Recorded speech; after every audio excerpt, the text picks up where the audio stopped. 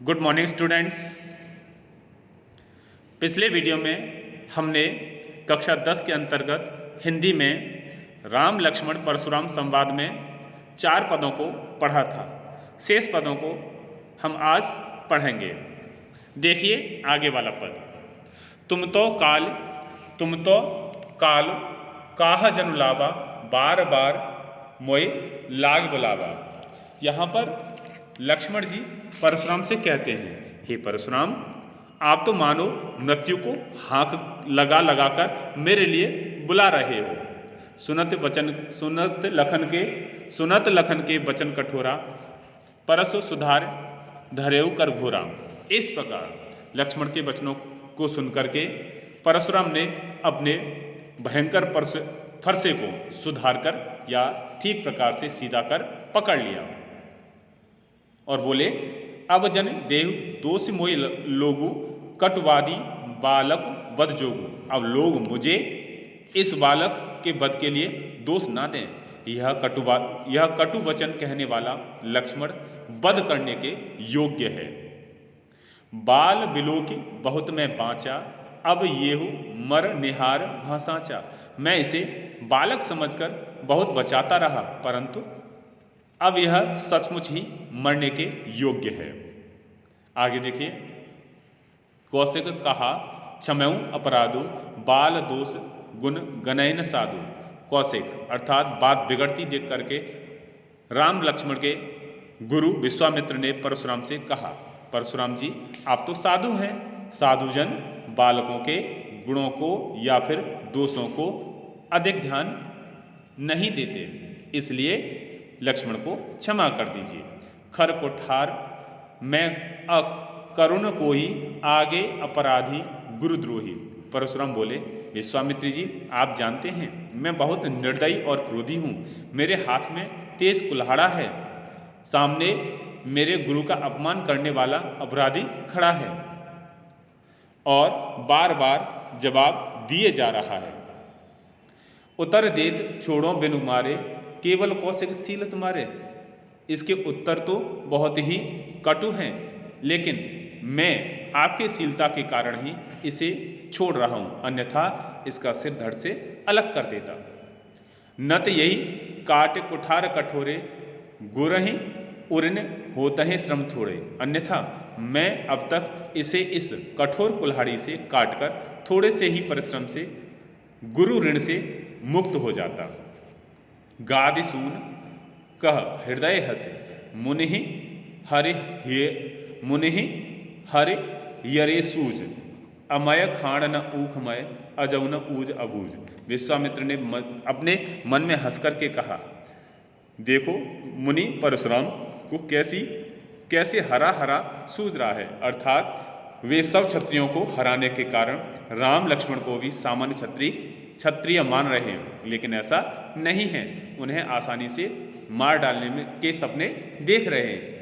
वे यह नहीं जानते कि उनके सामने गन्ने के रस से बनी खाण नहीं, बल्कि लोहे से बना हुआ तेज खाण अर्थात तलवार है।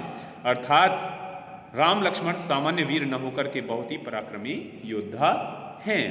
मुनि जी अज्ञानियों की तरह इनके प्रभाव को समझ नहीं पा रहे हैं।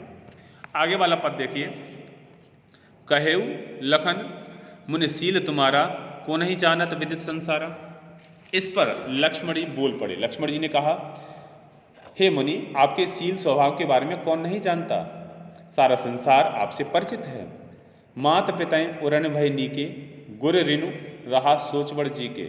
आप अपने माता पिता के ऋण से तो अच्छी तरह मुक्त हो चुके हैं, अब आप पर गुरु का ऋण शेष बचा है, उसे उतारने के लिए चिंताग्रस्त हैं।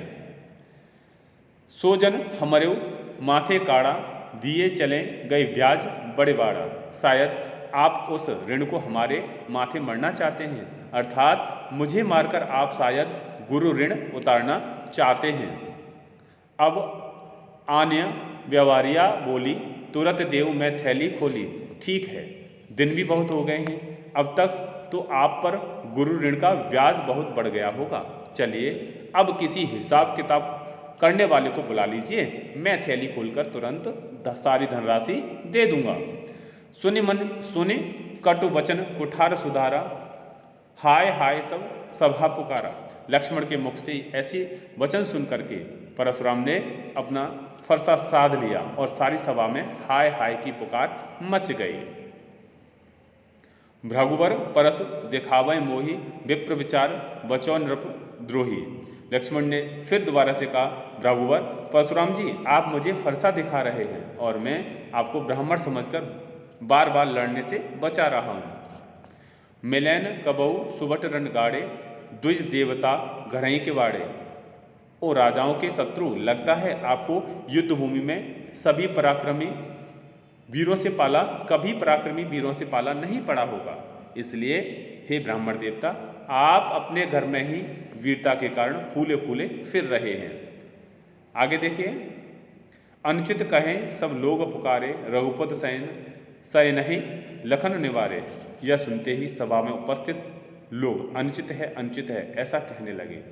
राम ने भी लक्ष्मण को आंखों के संकेत से कहा, क्या कहा, लखन उतर आहुति सरस, भृगुवर कोप कृशान, बढ़त देख जल सम वचन, बोले रघुकुल भानु। उनको लक्ष्मण को राम ने आंखों के इशारे के माध्यम से बिठाल दिया। इस प्रकार लक्ष्मण के उत्तर आहुति के समान भड़काने वाले थे।